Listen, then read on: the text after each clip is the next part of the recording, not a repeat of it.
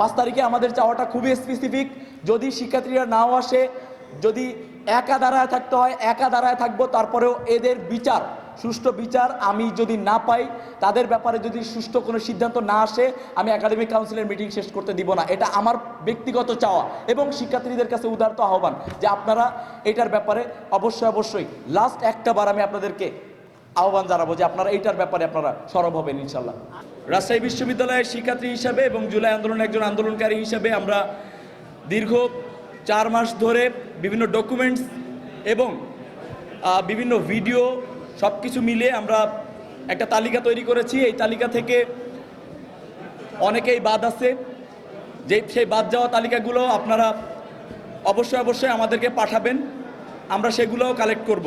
তবে এগুলো মেজর যেই তালিকা আছে, আপনারা জানেন যে আমাদের গণমাধ্যম কর্মী যারা আছেন, আপনাদের দেয়া ভিডিও থেকেই এই ছবিগুলো কালেক্ট করা, সব আপনাদের বিভিন্ন পোর্টাল থেকে এই ছবিগুলো কালেক্ট করা, আপনাদের বিভিন্ন তারিখ ভিত্তিক।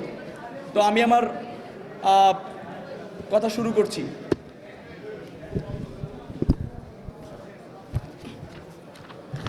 আপনারা জানেন যে আমরা জুলাইয়ের মোমেন্টামটা তৈরি হয় মূলত 14 জুলাই 2024 থেকে। আমি সেখান থেকেই পাঠ করছি। মোট সব মিলে 161 জনের একটা তালিকা আছে প্রাইমারি, সেটা আমরা প্রকাশ করছি এবং আমরা চাই আগামী একাডেমিক কাউন্সিলে এটা সিদ্ধান্ত হোক। আগামী একাডেমিক কাউন্সিল সম্ভবত 5 ফেব্রুয়ারি।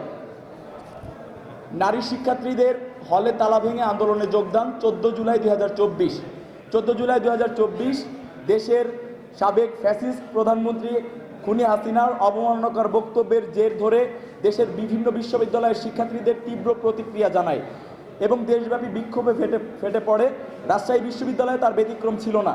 ওই রাতে রাজশাহী বিশ্ববিদ্যালয়ের বিভিন্ন আবাসিক হল থেকে শিক্ষার্থীরা বিক্ষোভ মিছিল বের করে, তুমি কে আমি কে, রাজাকার রাজাকার, কে বলেছে স্বৈরাচার স্বৈরাচার ইত্যাদি স্লোগানে মুখরিত হয়।